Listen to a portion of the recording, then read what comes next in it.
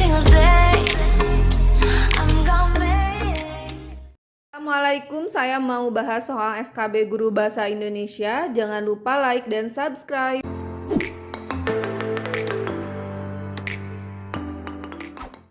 SKB Bahasa Indonesia, pemahaman bacaan. Soal nomor 1. Kota Zhuhai yang semula adalah dusun nelayan berkembang pesat sejak pemerintah Cina menetapkan kota tersebut sebagai zona ekonomi khusus. Saat ini, wilayah seluas Jakarta ini dapat disebut sebagai kota metropolis di Cina. Gedung-gedung tinggi tertata rapi, jalan-jalan selebar 6 jalur melintas di pantai yang indah dan bersih. Jalur sepeda dan pemandangan yang indah di sana setara dengan Riviera di bagian selatan Prancis. Gagasan pokok paragraf tersebut adalah titik-titik. A. Kota Zhuhai adalah kota metropolis Cina. B. Kota Zhuhai berkembang pesat.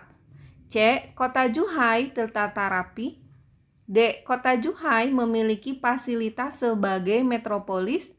E. Kota Zhuhai sebagai zona ekonomi khusus. Jawabannya adalah B. Kota Zhuhai berkembang pesat. Gagasan pokok atau ide pokok merupakan inti dari pengembangan sebuah paragraf. Gagasan pokok terdapat dalam kalimat utama. Kalimat utama paragraf tersebut terletak di kalimat pertama. Jadi, gagasan pokok paragraf tersebut adalah Kota Zhuhai berkembang pesat. Selanjutnya, soal nomor 2. Tidak bisa dipungkiri, kontribusi pariwisata dalam pembangunan bangsa sangat besar. Selain berpengaruh terhadap akulturasi budaya, pola pikir, perilaku, dan gaya hidup, juga dapat meningkatkan kesejahteraan rakyat. Pengembangan pariwisata yang tidak terkontrol dan tercabut dari akar budaya sangat membahayakan dan menyebabkan kerusakan moral yang tidak ternilai harganya. Pemerintah harus membuat blue chip, pengembangan pariwisata yang berbasis kearifan lokal, pemberdayaan masyarakat, dan keberlanjutan ekosistem kepada wisatawan. Kebijakan jelas dan terarah ini harus diimplementasikan sampai ke tingkat bawah, tidak hanya ke tingkat kabupaten yang memiliki wilayah untuk mengembangkan pariwisata, tetapi juga sampai tingkat desa, bahkan masyarakat harus dikondisikan dalam bentuk sadar wisata. Pengembangan etika pariwisata yang lebih memfokuskan manusia sebagai subjek pariwisata akan meningkatkan derajat dan harga diri kita sebagai bangsa yang lebih bermartabat karena lebih memanusiakan manusia di daerah tujuan wisata. Penghormatan nilai-nilai manusia menyebabkan kita sebagai pemilik objek wisata dan budaya tidak akan tersubordinasi dengan wisatawan yang datang karena biasanya mereka lebih tinggi derajatnya dengan uang yang dimiliki yang sepertinya bisa mengatur dan membeli semuanya termasuk harga diri kita. Pernyataan berikut tidak berhubungan dengan isi bacaan tersebut adalah titik-titik. A. Pariwisata berperan besar dalam pembangunan bangsa. B. Pengembangan pariwisata memerlukan kebijakan yang menyeluruh. C. Pengembangan etika pariwisata akan lebih memanusiakan manusia. D. Pengembangan pariwisata harus terkontrol dan berakar pada budaya. E. Pengembangan etika pariwisata lebih mengarah pada manusia sebagai subjek pariwisata. Jawabannya adalah A. Pariwisata berperan besar dalam pembangunan bangsa. Pernyataan yang tidak berhubungan dengan isi bacaan adalah pernyataan yang tidak dibahas dalam bacaan, yaitu pariwisata berperan besar dalam pembangunan bangsa. Soal nomor 3 dan 4. Badan Meteorologi, Klimatologi, dan Geofisika atau BMKG menyatakan musim penghujan normal hingga Mei 2013. Dengan melihat pola dan karakteristik hujan di Indonesia, maka diperkirakan puting beliung berpotensi terjadi hingga Maret sampai April 2013. Selama tahun 2012, data sementara terjadi 295 puting beliung di Indonesia atau sekitar 36% dari total bencana selama 2012. Tutur Kepala Pusat Data Informasi dan Humas Badan Nasional Penanggulangan Bencana atau BNPB, Sutopo Purwanugroho, Kamis 17 Desember. Menurut Sutopo, tren kejadian puting beliung cenderung mengalami peningkatan di setiap tahunnya. Selama 2002 sampai 2012 meningkat 28 kali lipat dan terdapat 404 kabupaten atau kota dengan jumlah penduduk 115 juta jiwa yang tinggal di daerah rawan tinggi bahaya puting beliung di Indonesia. Kondisi tersebut diperparah dengan belum adanya sistem peringatan dini puting beliung, kata Sutopo. Hal ini disebabkan kecilnya cakupan terbang puting beliung yang kurang dari 2 km, waktu kejadian kurang dari 10 menit dan tidak semua awan cumulonimbus selalu terjadi puting beliung. Kebakaran lahan dan hutan selama musim kemarau 2013 berpotensi terjadi di 8 provinsi langganan yaitu Sumut, Riau, Jambi, Sumsel, Kalbar, Kalteng, Kalsel, dan Kaltim. Kekeringan berpotensi terjadi selama Agustus sampai Oktober di Jawa, Bali, NTT, dan daerah-daerah yang defisit air, ujar Sutopo. Berdasarkan data dan informasi Bencana Indonesia atau DBI, BNPB dari tahun 1825 sampai 2012, jumlah korban meninggal dan hilang akibat bencana geologi lebih banyak dibandingkan hidrometeorologi. Dari 292.330 orang meninggal dan hilang, sekitar 74% akibat bencana geologi, sedangkan 26% hidrometeorologi dan lainnya. Masyarakat dihimbau agar siap siaga. Nomor 3, pernyataan yang tidak tergolong fakta dari bacaan di atas adalah titik-titik. A. Puting beliung beraksi kurang dari 10 menit. B. Cakupan terjang puting beliung kurang dari 2 km. C. BMKG menyatakan musim penghujan normal hingga Mei 2013. D. Puting beliung diperkirakan berpotensi terjadi dari bulan Maret sampai dengan April 2013. 115 juta jiwa penduduk Indonesia tinggal di daerah rawan sedang hingga rawan tinggi bahaya puting beliung. Jawabannya adalah D. Puting beliung diperkirakan berpotensi terjadi dari bulan Maret sampai dengan April 2013. Pernyataan tersebut masih berupa perkiraan yang belum terjadi sehingga bukan merupakan fakta. Selanjutnya soal nomor 4.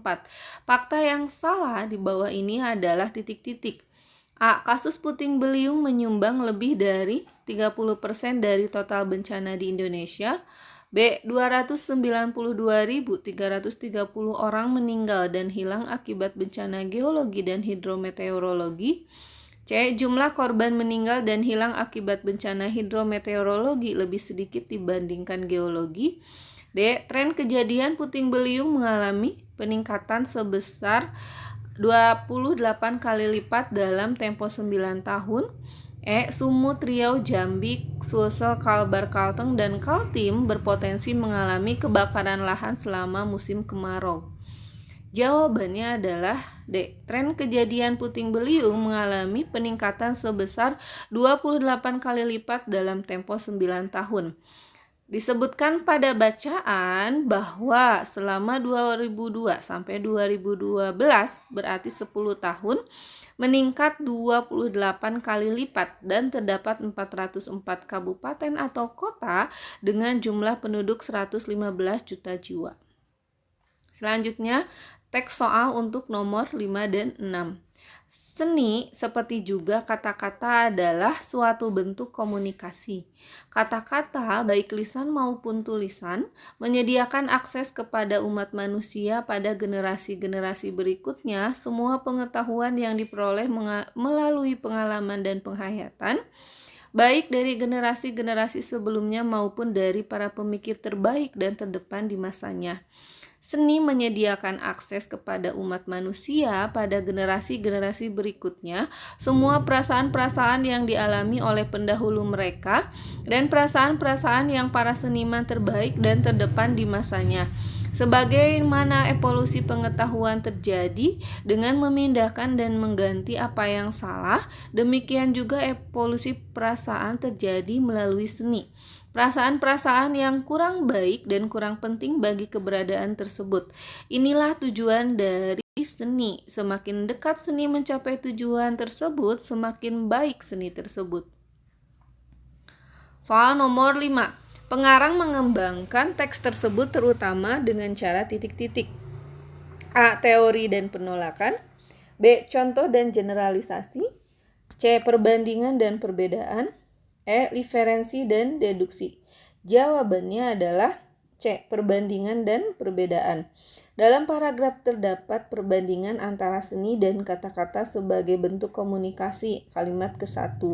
Sedang perbedaannya terlihat dari kalimat-kalimat yang menjelaskan perbedaan antara kata-kata atau kalimat kedua dan seni atau kalimat ketiga.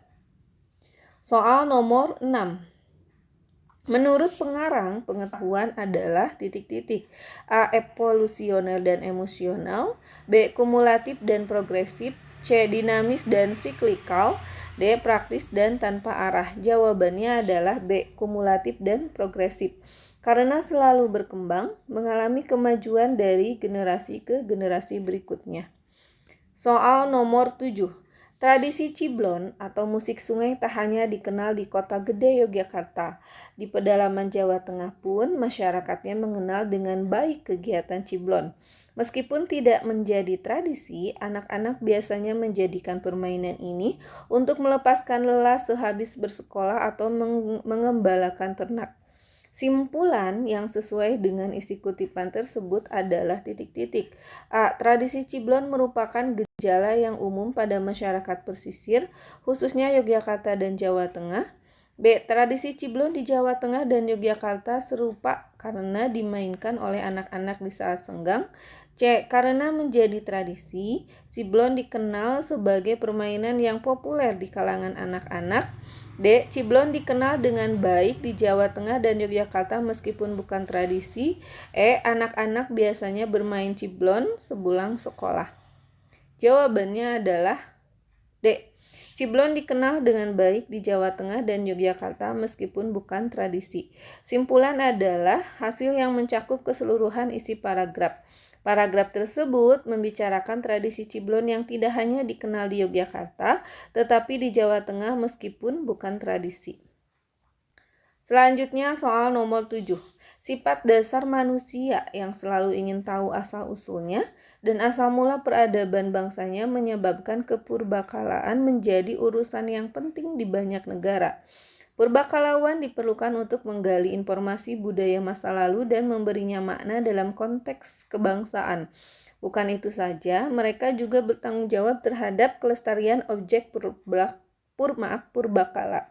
Para purbakalauan yang mengemban tugas mulia itu bekerja dengan berbagai keterbatasan alat, dana, tenaga, dan penghargaan.